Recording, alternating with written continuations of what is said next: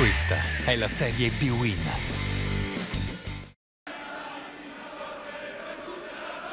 Buon pomeriggio e benvenuti da Gianluca Prudenti, nona giornata del campionato di Serie B-Win. È tempo di derby qui a Vicenza perché il Vicenza ospita il Padova, partita importante per tanti motivi. Innanzitutto perché entrambe le squadre vogliono un po' testare quelli che saranno e potranno essere gli obiettivi stagionali. Squadre separate da un punto in classifica, chi vince oggi va a ridosso della zona playoff, chi perde invece deve guardarsi le spalle. E ora prova ad attaccare ancora con Farias. Granoce 1 contro 1, Granoce supera il giocatore avversario che lo stende. Vediamo cosa decide l'arbitro. Giallo per Granoce. Arriva Renzetti,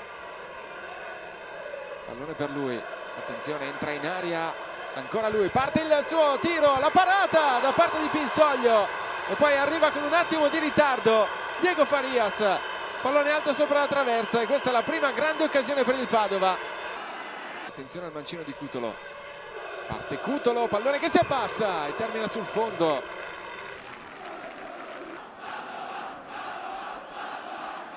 Cutolo, avanza Cutolo, prova il sinistro, pallone in rete, il vantaggio del Padova. Aniello Cutolo porta i suoi sull'1-0 e poi festeggia assieme ai compagni.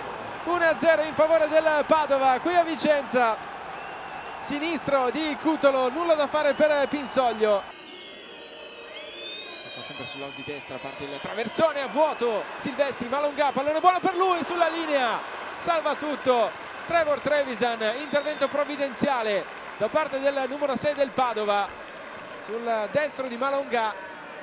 Di Matteo, in causa Gianni, pronto al traversone, pallone centro area, Plasmati, palla alta sopra la traversa di un soffio.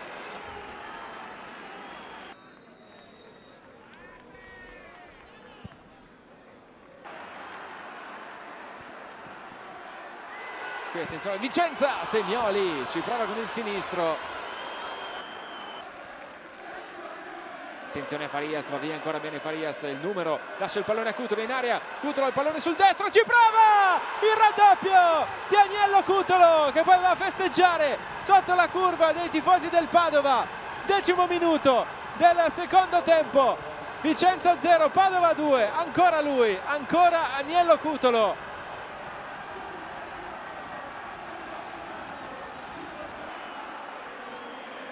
C'è ancora Franco che va via benissimo sul lato di sinistra, attenzione a Franco, può entrare in aria, arriva Granoce, Franco, il tocco all'indietro, Farias sbaglia tutto.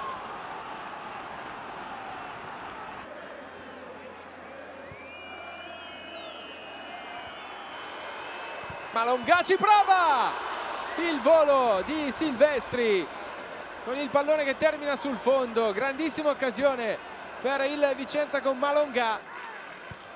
Giandonato, ancora un errore, attenzione al pallone buono che termina in rete, l'arbitro però annulla per un tocco di mano, aveva segnato Danti, gol annullato e cartellino giallo.